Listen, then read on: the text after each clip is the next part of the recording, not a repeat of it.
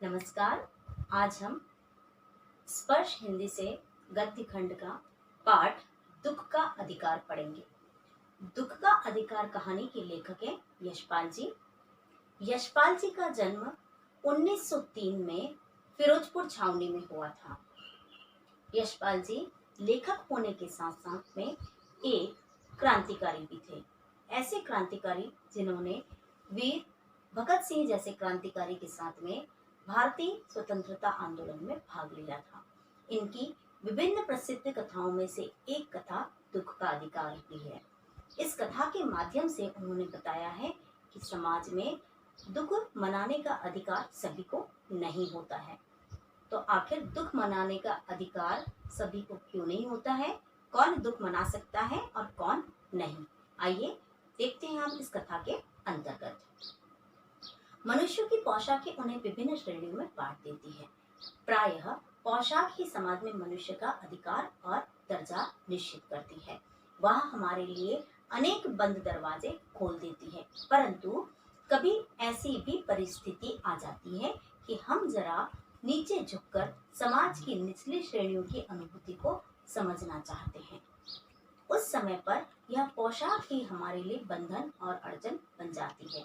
जैसे वायु की लहरें कटी हुई पतंग को सहसा भूमि पर नहीं गिरने देती है, ठीक इसी तरह से परिस्थितियों में हमारी पोशाक हमें झुक सकने से रोके रखती है। इस गद्यांश के माध्यम से यशपाल जी कहना चाहते हैं कि मनुष्य की जो पोशाक है अर्थात उसका जो पहनावा है, उसके जो परिधान है, वह उन्हें विभिन्न श्रेणियों के अंतर्गत बांटते हैं। उसके परिधान ही समाज में उसकी स्थिति को बताते हैं। विभिन्न प्रकार के मूल्यवान परिधानों को और पोशाकों को पहनने वाले लोग सामान्यतः अमीर और किसी भी प्रकार से विभिन्न प्रकार के आधुनिक परिधानों को न पहनने वाले व्यक्ति गरीब कहे जाते हैं। और जब विशिष्ट पोशाक पहनने वाले या जो व्यक्ति हैं या किसी गरीब व्यक्ति को देखकर यदि सहानुभूति का भाव जताना चाहें, उनकी सहायता करना चाहें, तो यह जो पोशाक है, यह पोशाक उनके लिए बंधन और अड़चन बन जाती है, अर्थात उनके लिए बाधा बन जाती है। बाजार में फुटपाथ पर कुछ खरबूजे डलिया में और कुछ जमीन पर बिक्री के लिए रखे जान पड़ते थे। खरबूजों के समीप एक अधेड़ उम्र की औरत बैठी रो रही थी। खरबूजे बिक्री के लिए थे, परंतु उन्हें खरीदने के लिए कोई कैसे आगे बढ़ता। खरबूजों को बेचने वाली तो कपड़े में मुंह छिपाए सिर को घुटनों पर रखे फपक फपक कर रो रही थी। पड़ोस की दुकानों के तख्तों पर बैठे या बाजार में खड़े लोग घृणा से उसी महिला के संबंध में बात कर रहे थे। उस स्त्री का रोना देखकर मन में एक व्यथा सी उठी, पर उसके रोने के कारण जानने का उपाय क्या था। फुटपाथ पर उसके समीप बैठ सकने में मेरी पोशाक ही व्यवधान बन खड़ी हो गई थी। इस गद्यांश के अंतर्गत लेखक यशपाल जी कहते हैं कि बाजार का एक दृश्य, इस दृश्य में एक महिला फुटपाथ पर बैठी हुई है। उसे देखने से ऐसा लगता है कि वह खरबूजे बेचने वाली है। खरबूजे बेचने वाली इस महिला के समीप एक टोकरी रखी हुई है। टोकरी में कुछ खरबूजे और कुछ जमीन पर खरबूजे रखे हुए हैं, लेकिन इस महिला के द्वारा खरबूजे बेचने के स्थान पर जहां बैठा गया हुआ था, वहां यह महिला अपना सिर घुटनों के अंदर छुपाए हुए रो रही थी। ऐसी अवस्था के अंतर्गत कोई भी इस महिला के पास में खरबूजे खरीदने नहीं जा रहा था। यह देखकर लेखक को लगा कि आखिर क्या हुआ कि महिला इस प्रकार से खरबूजे बेचने के लिए यहाँ बैठी हुई है। कारण जानने की इच्छा जागृत होने पर लेखक ने विचार किया कि इसके संदर्भ में जानना चाहिए, लेकिन समस्या यह थी कि वह प्रयास करने के बावजूद अपनी पोशाक के कारण यह जान नहीं सकता था।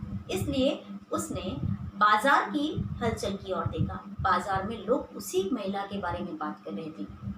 बात भी जो कर रहे थे वे सब उससे घृणा से संबंधित बात कर रहे थे, अर्थात उसके बारे में कोई भी अच्छी बात नहीं कर रहे थे। लेखक को यह अच्छा नहीं लगा। उसकी तीव्र इच्छा हुई कि वह आखिर पता करे कि यह महिला यहाँ बाजार में बैठकर इस प्रकार से फपक फपक कर क्यों रो रही है, क्यों इतनी बुरी तरह से यहाँ पर रोकर बैठी हुई है, क्या कारण है। लेकिन उसकी जो पोशाक है, उसका जो पहनावा है, यह पहनावा उसके लिए व्यवधान बना हुआ है, अर्थात बाधा बनी हुई है। अपनी पोशाक के कारण, अपनी कीमती पोशाक के कारण वह किसी भी प्रकार से महिला के समीप जाकर उससे यह नहीं पूछ पा रहा था कि आखिर क्या बात है, तुम क्यों इस प्रकार से यहाँ बैठकर रोते हुए खरबूजे। एक आदमी ने घृणा से एक और थूकते हुए कहा, क्या जमाना है, जवान लड़के को मरे पूरा दिन नहीं बीता और ये बेहया यहाँ दुकान लगाकर बैठी है। दूसरे साहब अपनी दाढ़ी खुजाते हुए कह रहे थे, अरे जैसी नियत होती है अल्लाह वैसी ही बरकत देता है। सामने के फुटपाथ पर खड़े एक आदमी ने दिया सलाई से अपने कान को खुजाते हुए कहा, अरे इन लोगों का क्या है, ये कमीने लोग रोटी के टुकड़े पर जान देते हैं। इनके लिए बेटा बेटी, खसम लुगाई, ईमानदार सब रोटी का टुकड़ा है। परचून की दुकान पर बैठे लाला जी ने कहा, अरे भाई, उनके लिए मरे जिए का कोई मतलब ना हो, पर दूसरे के धर्म ईमान का तो ख्याल करना चाहिए। जवान बेटे के मरने पर 13 दिन का सूतक होता है और वह यहाँ सड़क पर बाजार में आकर खरबूजे बेचने बैठ गई है। 1000 आदमी आते जाते हैं, कोई क्या जानता है कि इसके घर में सूतक है। कोई इसके खरबूजे खा ले तो उसका ईमान धर्म कैसे होगा। क्या कथा के अंतर्गत इस गद्यांश में यशपाल जी ने बाजार के दृश्य को आगे बढ़ाते हुए कहा है कि जब उन्होंने अपने आप को अपनी पोशाक के कारण महिला से बात करने में असंभव पाया, तो उन्होंने विचार किया कि क्यों ना बाजार में ही पूछ लिया जाए कि आखिर क्या बात है। बाजार में जो हलचल हो रही थी, उस हलचल को, उस बातचीत को यशपाल ने सुना। जो लोग वहां थे विभिन्न प्रकार से बाजार में दुकान वाले अपनी अपनी बात कह रहे थे। कोई उस बूढ़ी महिला को बेहया कह रहा था, कोई बेशर्म कह रहा था, या विभिन्न प्रकार की टिप्पणी उस पर कर रहे थे। लोगों का कहना था कि यह जो महिला खरबूजे बेचने बैठी हुई है, इस महिला का बेटा मर गया है, और चूंकि इसका बेटा मर गया है तो जवान बेटे का मरने का जो शोक है, उसका जो दुख है, वह दुख मनाने के बजाय यहाँ आकर बैठ गई है और खरबूजे बेच रही है। अर्थात इनके मन में संवेदनाएं नहीं होती है, यह किसी भी प्रकार से अपने परिजनों से प्रेम भाव नहीं रखते हैं। इसलिए उनकी मृत्यु हो जाने पर भी यह लोग बाजार में सामान बेचने के लिए चले आते हैं। लेकिन दूसरा पक्ष यह भी है कि बेचने आए तो आए, लेकिन इन्हें उन लोगों का ध्यान रखना चाहिए जो अत्यधिक धार्मिक है। क्योंकि वे धार्मिक है, उन्हें तो पता नहीं है कि बूढ़ी महिला के घर बेटे की मृत्यु के कारण 13 दिन का सूतक है, और चूंकि वे इस बात से अनभिज्ञ हैं, तो वे उस महिला से खरबूजे खरीद लेंगे तो उनका ईमान धर्म बिगड़ जाएगा, अर्थात उनका धर्म खराब हो जाएगा। पास पड़ोस की दुकानों से पूछने पर पता लगा उसका 23 बरस का जवान लड़का था। घर में उसकी बहू और पोता पोती हैं। लड़का शहर के पास 1.5 बीघा भर जमीन में कछियारी करके परिवार का निर्वाह करता था। खरबूजों की डलिया बाजार में पहुंचाकर लड़का कभी स्वयं सौदे के पास बैठ जाता था तो कभी मां बैठ जाती थी। लड़का परसों सुबह मुंह अंधेरे बेलों से पके खरबूजे चुन रहा था। गीली मेड़ की तरावट में विश्राम करते हुए एक सर्प पर लड़की का पैर पड़ गया। सांप ने लड़के को डस लिया। लड़के की बुढ़िया माँ बावली होकर ओझा को बुला लाई। झाड़ना फूकना हुआ, नागदेव की पूजा भी हुई। पूजा के लिए दान दक्षिणा चाहिए। घर में जो कुछ आटा और चूनी भूसी रखी हुई थी वह दान दक्षिणा में उठ गया। माँ, बहू, बच्चे भगवाना से लिपट लिपट कर हुए, पर भगवाना जो एक दफे चुप हुआ तो फिर न बोला। सर्प के विष से उसका सब बदन काला पड़ गया था। लेखक आगे कहते हैं कि इस बात को आगे जानने के लिए जब लेखक ने प्रयास किया तो उसे पता चला कि यह जो बूढ़ी महिला है, इस बूढ़ी महिला का एक बेटा था। यह जवान बेटा कछियारी करता था। शहर के बाहर इसकी जमीन थी। इस जमीन पर वह खरबूजे इत्यादि बोता था, इन्हें तोड़ता था और बाजार में बेचता था। अपनी माँ के साथ में सामान बेचते हुए अपने परिवार का निर्वाह करता था, तो उसकी यही रोजी रोटी थी। रोज की तरह एक दिन लड़का अपने खेत में खरबूजे तोड़ने के लिए गया। जब वह खरबूजा तोड़ रहा था उसी समय पर खेत में मिट्टी के अंदर एक सांप विश्राम कर रहा था। आराम करते हुए सांप पर जब बुढ़िया के बेटे अर्थात भगवाना का पैर पड़ गया तो सांप ने अपनी रक्षा के लिए भगवाना को अर्थात बुढ़िया के बेटे को डस लिया। जब सांप ने बुढ़िया के बेटे को डस लिया तो उसकी माँ परेशान हो गई। वह दौड़कर ओझा को बुलाकर लेकर आई। ओझा वह व्यक्ति होता है जो झाड़ फूक के द्वारा किसी भी व्यक्ति का इलाज करने का दावा करता है।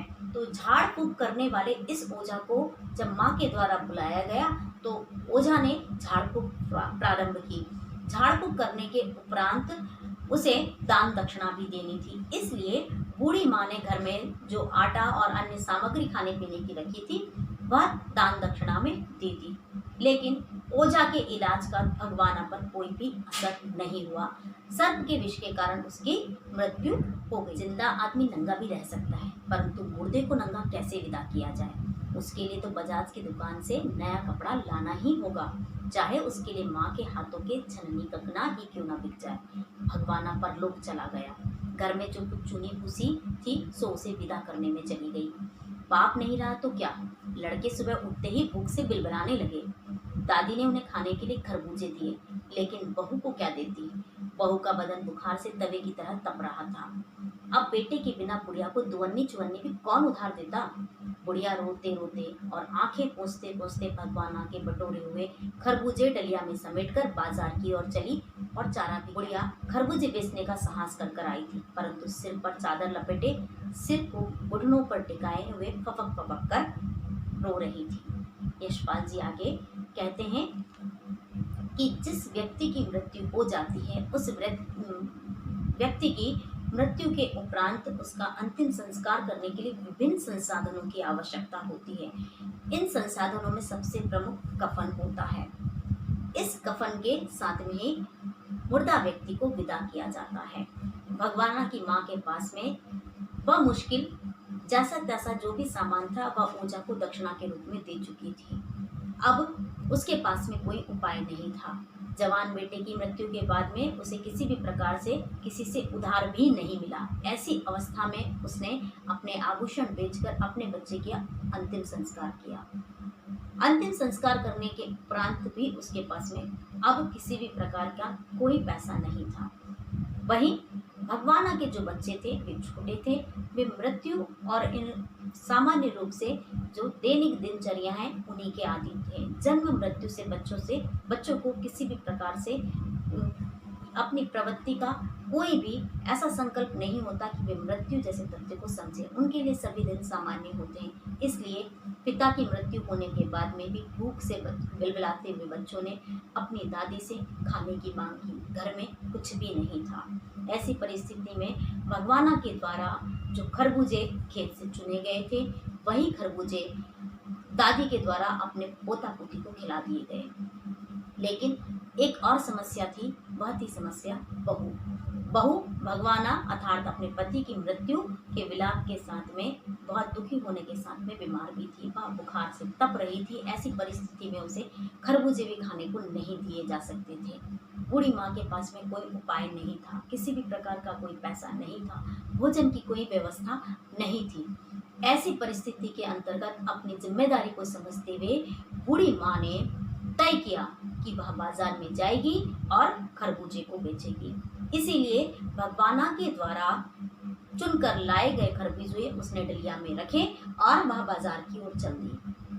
जिस संकल्प को लेकर वह बाजार में आई थी कि वह खरबूजों को बेचकर पैसा लेकर आएगी और पारिवारिक सदस्यों के लिए भोजन की व्यवस्था करेगी, उसमें वह असफल रही थी। खरबूजे बेचने जाने के बाद में वह बाजार में बैठी हुई अपने इस दुख को दबाने में असफल रही। इसीलिए वह अपना सिर घुटनों में दबाए हुए फपक फपक कर रो रही। जिसका बेटा चल बसा, आज वह बाजार में सौदा बेचने चली है। हाय रे पत्थर दिल। उस पुत्र वियोगिनी के दुख का अंदाजा लगाने के लिए पिछले साल अपने पड़ोस में पुत्र की मृत्यु से दुखी माता की बात सोचने लगा। वह संभ्रांत महिला पुत्र की मृत्यु के बाद 2.5 मास तक पलंग से न उठ सकी थी। उन्हें 15-15 मिनट के बाद पुत्र वियोग से मूर्छा आ जाती थी और मूर्छा न आने की अवस्था में आंखों से आंसू न रुकते थे। 2 डॉक्टर हरदम सिरहाने बैठे रहे। हरदम सिर पर बर्फ रखी जाती थी। शहर भर के लोगों के मन में उस पुत्र शोक से द्रवित हो उठे थे। जब मन को सूझ का रास्ता नहीं मिलता तो बेचैनी से कदम तेज हो जाते हैं। उसी हालत में नाक ऊपर उठाए राह चलतों से ठोकरों को खाता हुआ मैं चला जा रहा था। सोच रहा था, शोक करने, गम मनाने के लिए भी सहूलियत चाहिए और दुखी होने का भी एक अधिकार होता है। कहानी के अंत में यशपाल जी ने बूढ़ी महिला के दुख को अभिव्यक्त करते हुए कहा है कि बूढ़ी महिला अपनी मजबूरी के कारण, अपने पारिवारिक जीवन के निर्वाह के कारण खरबूजे बेचने के लिए मजबूर थी। इस मजबूरी का सबसे बड़ा कारण उसकी गरीबी थी। उसकी गरीबी के कारण ही उसे खरबूजे बेचने बाजार आना पड़ा। इसी समय पर लेखक को याद आई उस अमीर महिला की जिसका पुत्र भी मृत्यु को प्राप्त हो गया था। पड़ोस में रहने वाली इस महिला को याद करते हुए लेखक ने बताया है कि जब उस पड़ोसी महिला के पुत्र की मृत्यु हुई थी तो वह काफी लंबे समय तक के बीमार रही। दो दो डॉक्टर उसके सिरहाने बैठे रहते थे। 24 घंटे उसके सिर पर बर्फ की पट्टियां रखी जाती थी। अधिकांश समय वह बेहोश रहती थी और जब बेहोश नहीं रहती थी तो वह अपने पुत्र को याद करती रहती थी और फिर पुनः पुत्र की स्मृति में उन्हें मूर्छा आ जाती थी, अर्थात वे बेहोश हो जाती थी। ऐसी परिस्थिति के अंतर्गत लेखक के मन में विचार आया कि एक और गरीब बूढ़ी महिला है जो अपने पुत्र का शोक मनाने के लिए भी किसी भी प्रकार से अधिकार नहीं रखती है। उसे खरबूजे बेचने के लिए बाजार में आना पड़ता है। दूसरी ओर अमीर महिला है जिसके पास में विभिन्न प्रकार के साधन संसाधन है। इन साधन संसाधनों के आधार पर ही वह पुत्र शोक कई मास तक के मनाने में पूर्ण रूप से सफल है। लेखक इन दोनों प्रकार की अमीर और गरीब परिस्थिति वाली माताओं का मूल्यांकन करते हुए, उनके बारे में विचार करते हुए वहां से आगे बढ़ जाता है और उसके मन में एक विचार हमेशा के लिए कौंधा हुआ रह छूट जाता है कि दुख मनाने का भी एक अधिकार होता है और यह अधिकार सिर्फ उन्हीं लोगों को होता है जिनके पास में सुविधाएं होती हैं। इस प्रकार से लेखक यशपाल ने इस कहानी के माध्यम से दुख के अधिकार के संदर्भ में बताया है कि किस प्रकार से अमीर और गरीब व्यक्ति अर्थात विभिन्न प्रकार की परिस्थितियों में जो जीवन के दुख हैं, उन जीवन के दुखों को मनाने का अधिकार उन्हीं व्यक्तियों के पास होता है जो विभिन्न रूप से संपन्न होते हैं, जिनके पास में सुख सुविधाएं होती हैं। अभावों में अपना जीवन जीने वाले जो लोग होते हैं, उन्हें अपने परिजनों स्वजनों की मृत्यु पर भी दुख मनाने का कोई भी अधिकार नहीं होता है। नमस्कार।